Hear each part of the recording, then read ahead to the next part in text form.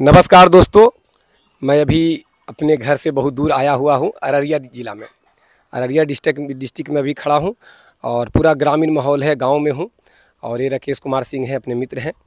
तो ये बकरी पालन करते हैं और मैं छोटे छोटे किसानों से मिल के उनका एक्सपीरियंस आप तक पहुँचा रहा हूँ कि किस तरीक़ा से आप फार्मिंग में टिक सकते हैं, क्योंकि बहुत सारे लोग बहुत ज़्यादा संख्या से वो कर लेते हैं और उनको बहुत बड़ा नुकसान का सामना करना पड़ता है। तो ये राकेश भाई हैं, बिल्कुल नदी किनारे हैं और बिल्कुल ग्रामीण माहौल है। पूरे पूरे खेतों में इधर हरियाली है, एक देहात का मनोरम सीन आप यहाँ देख सकते हैं। और इन्होंने बकरी पालन क्यों किया, क्या सोच कर किया और कितना संख्या इनके पास है, क्या समस्या आता है या फिर अच्छा है तो भविष्य इनका क्या इसमें दिखता है, क्यों आए, ये सभी चीज़ें मैं इनसे पूछूंगा। तो राकेश जी, नाम तो मैं अपना इन लोग को बता ही दिया और आप अररिया डिस्ट्रिक्ट में हैं ये भी बता दिया, सही है ना। और मैं आपसे ये पूछूंगा, जो आप बकरी पालन अभी कर रहे हैं तो कितना संख्या है और कौन सी नस्ल है, ये दर्शकों को बताएं। जी सर, मेरा नाम राकेश कुमार सिंह जी, सिकटी प्रखंड अररिया जिला। तो बरबरी ब्लैक बंगाल है मेरे पास अभी, तो छोटा नस्ल है। इससे थोड़ा बड़ा नस्ल में कीजिएगा, मेहनत उतना ही है, ज़्यादा बेनिफिट होगा। बड़ा नस्ल मैंने क्या, कौन सा नस्ल? ब्लैक बंगाल तो मेरे हिसाब से सही है। इसी में कोई बड़ा नस्ल इधर देख के, ताकि दर्शक आपको देखें, इसी में बड़ा नस्ल या कोई और दूसरा ब्रीड क्या भी आपको दिमाग में चल रहा है? नहीं सर, दूसरा नहीं चल रहा है। दीपक भाई का कहना है कि एक तो हम बर्बाद हो ही गए, तो आपको बर्बाद होने नहीं देंगे। ये इसीलिए इसी ब्लैक बंगाल में भी बड़े फ्रेम आपका भी यूट्यूब देख के, तो आपका भी कहना वही है कि अपना देसी नस्ल पे काम कीजिए बड़े फ्रेम से। हाँ, देसी नस्ल जो ब्लैक बंगाल आप लाए हैं, जैसे बड़ी फ्रेम की बकरी है राकेश जी, तो इस टाइप की बकरियों पे आपको काम करना है। जैसे ये भी बैठी हुई है, बड़े फ्रेम की बकरी है ब्लैक बंगाल। तो ब्लैक बंगाल आपके क्षेत्र में बड़ी बड़ी बकरियां मिलती है, उसी में से आपको चुनना है, चयन करना है कि किस बकरी पर हम काम करें। तो दूसरा ब्रीड पे जल्दी आपको नहीं जाना है, ब्लैक बंगाल बकरी या जो जहाँ के जो हैं उस क्षेत्रीय बकरी पर करें। तो इन बकरियों को आप रखे हुए हैं, लेकिन बच्चे जो आपके आए हैं, ये बच्चा है, फिर इधर जो ये बच्चा बैठा ये है। तो ये बच्चा मैं जहाँ तक समझ रहा हूँ कि क्रॉस में है और बरबरी से क्रॉस है।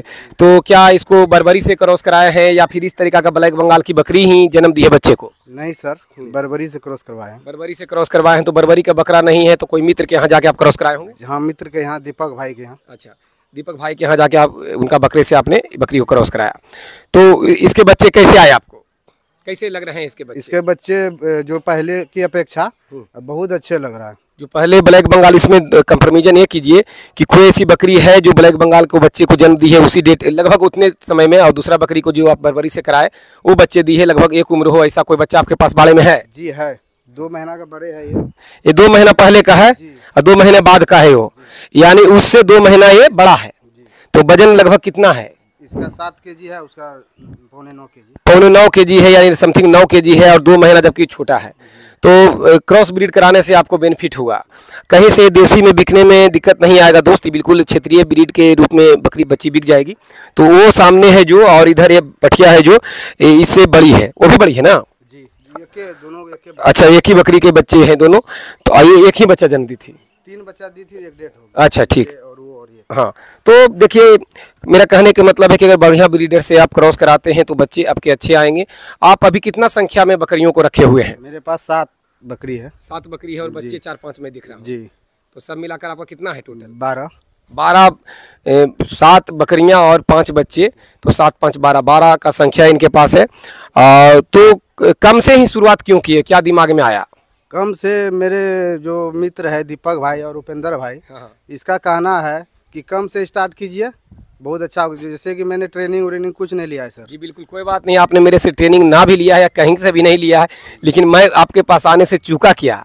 मैं कहीं आया था, वहाँ से पता चला कि बगल में एक भाई फार्मिंग कर रहे हैं और आप मेरे पास पहुँचे और रिक्वेस्ट किया आने के लिए, तो मैं आप तक आया हूँ।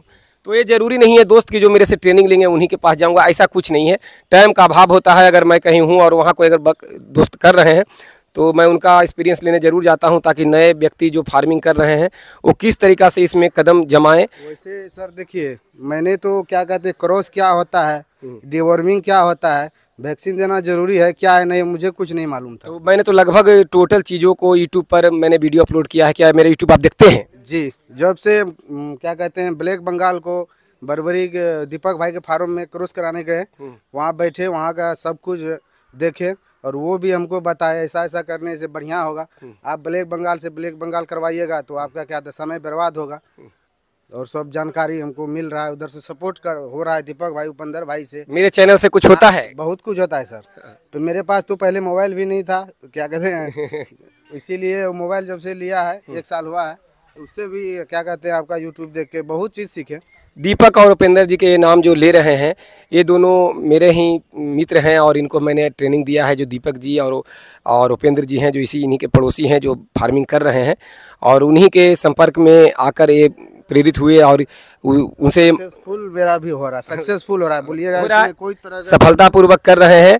और मैं ये कहना चाहूँगा, सफलतापूर्वक ये इसलिए कर पा रहे हैं दोस्त, चूँकि इनके पास संख्या कम है और ये धीरे धीरे इससे सीख रहे हैं और बाद में इन्हें कोई फेल नहीं कर सकता, क्योंकि ये धीरे धीरे शुरुआत किए हैं।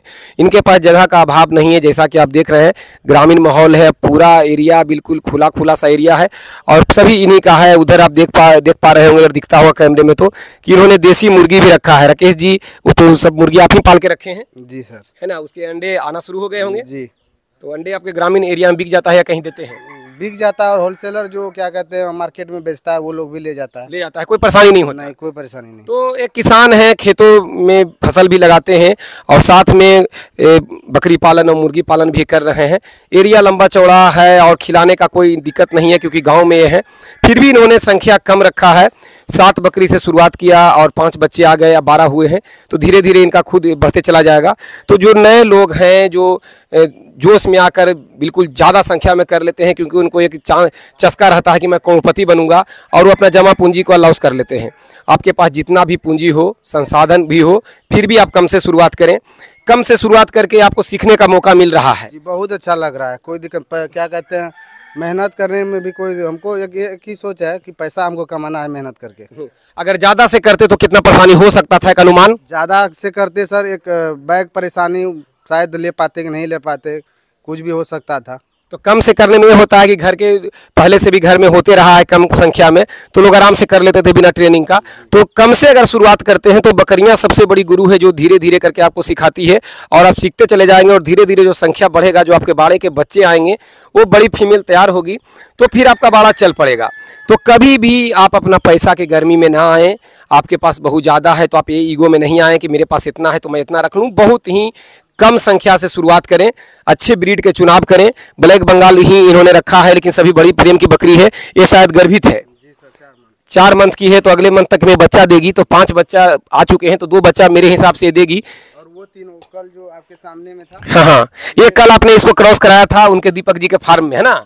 इसको कल आपने क्रॉस किया है, गर्भित हो गई और ये 2 बच्चे को तो कम से कम जन्म देगी। ये गाभिन है और वो दोनों 5 दिन पहले लाए हैं। ये दोनों आप ये नया लाए हैं। ये सब मिला के ना साथ हुआ था आपका? दोनों गर्भित हो गया सर, सब मिला के साथ है, तो ये दोनों गर्भित हो गई। तो 3 बकरियां आपके प्रेजेंट में गर्भित है, जिसमें से एक तो ऐसी है जो अगले महीने बच्चे को जन्म देगी।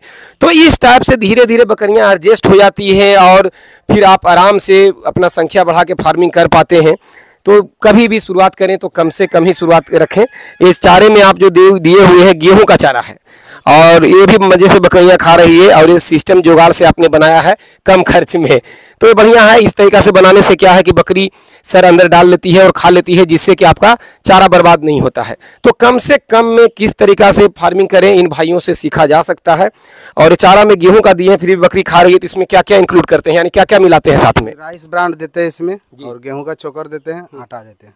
आटा, राइस ब्रान, गेहूं का चोकर, ये सब मिला कर देते हैं। हल्का पानी छींटकर इसको मिला देते हो, और सोडा हल्का मात्रा में, मतलब जो कहिए हम जानकारी। सोडा जो बोले ये सीखने वाली बात है। जी सर, वही सोडा दीपक भाई, उपेंद्र भाई बोला कि गैस जो आप जो भूसी खिलाते हैं इसमें पेट में गैस हो सकता है। हाँ बिल्कुल, तो इसीलिए आपको सोडा ही देना। अच्छा लगता है कि दीपक जी और उपेंद्र जी इनका मदद कर रहे हैं, जो कि मेरे ही स्टूडेंट हैं।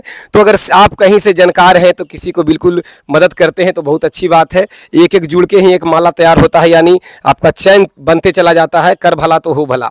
तो दीपक जी, उपेंद्र जी इनका मदद करते हैं और उनका मदद जितने से मेरे से होगा उनका मदद मैं करता हूँ। तो ये चैन बना हुआ है। तो हफ्ते में खाने का सोडा जरूर 2 दिन दें। ये राइस ब्रान दे रहे हैं, जिससे कार्बोहाइड्रेट की पूर्ति हो जाती है। खल्ली वगैरह भी देते हैं या नहीं? खल्ली नहीं देते हैं सर। तो गर्मी अभी है, कोई बात नहीं, लेकिन सर्दियां शुरू होने से पहले और सर्दियों में सरसों का खल्ली जरूर बकरियों को दिया करें, ठीक है ना? तो ये सभी चीज़ों को अगर खली खिलाते हैं तो बसा पर्याप्त में मिल जाता है, तो बकरी ज़्यादा ग्रोथ करती है आपकी, क्योंकि आप स्टॉल फीड पे रखे हैं तो सब चीज़ आपको ही पूरा करने होंगे। ठंड के मौसम में ऑयल बोला था बनाने के लिए, मिक्स ऑयल बोलते हैं जी उसे। सर, वो बनाए भी थे? बना के रखे हुए हैं। लेकिन ठंड के मौसम वैक्सीन जो दीपक भाई मंगाए थे ना, हाँ तो 4 बकरी को दे दिए थे, तो कोई परेशानी नहीं हुआ, सिर्फ पीपीआर दिए थे। हाँ हाँ। तो पीपीआर क्या होता है, एफएमडी ये सब क्या होता है हमको क्या मालूम, लेकिन ये लोग का उद्देश्य वो मिला। बता रहे हैं ना, जी सर। वो बता रहे हैं, वो मेरे सैनिक हैं, आपको ट्रेंड कर देंगे, तो आप उनके संपर्क में रहें, रहते हैं सर। सीखें। हाँ, और एक दोस्ती बना के रखें, क्योंकि जो गांव में दोस्ती का मजा है, शहरों में अब दोस्ती कहाँ। शहरों में तो है कि बस साथ वाला अगर खिला दिया पिला दिया तो दोस्ती है, खत्म है, पैसा तो दोस्ती गया, है ना। जी सर। देहात में लोग जान देते हैं, मैं यहाँ 2-3 दिन से आया हुआ हूँ, लोग मेरे पीछे दम बिल्कुल लगे हुए हैं, मैं कहाँ जा रहा हूँ, किस तरीक़ा से रहूँ, मेरा खाना हुआ या नहीं, चाय हुआ या नहीं, इतना ध्यान दे रहे हैं। तो एक गांव का एक मोहब्बत है कि जो अगर गेस्ट आ जाता है तो उन्हें उनके लिए वो भगवान होते हैं। अतिथि देवो भव अगर कहीं देखना है या समझ सकते हैं तो किताब में तो आपने पढ़ा होगा, कभी गांव देहात में जाके देखें, वो आपके सामने दिखेगा। और बकरी पालन जो आप करें तो कम खर्च में करें, जैसा कि मैंने बताया है, लेकिन एक खर्च इन्होंने किया है, भविष्य का जरूर कोई योजना होगा, ये आप देख पा रहे होंगे। ये अफ्रीकन बोर है।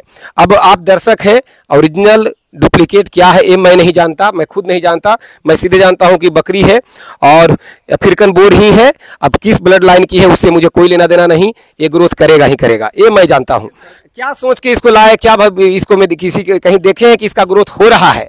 जी सर, देखे हैं, तो क्या वही सब का विचार से लेके हम भी चल रहे हैं। मैंने ये सोचे कि एक ये भी ब्रीड रख लेते हैं, ये देखते हैं, है ना।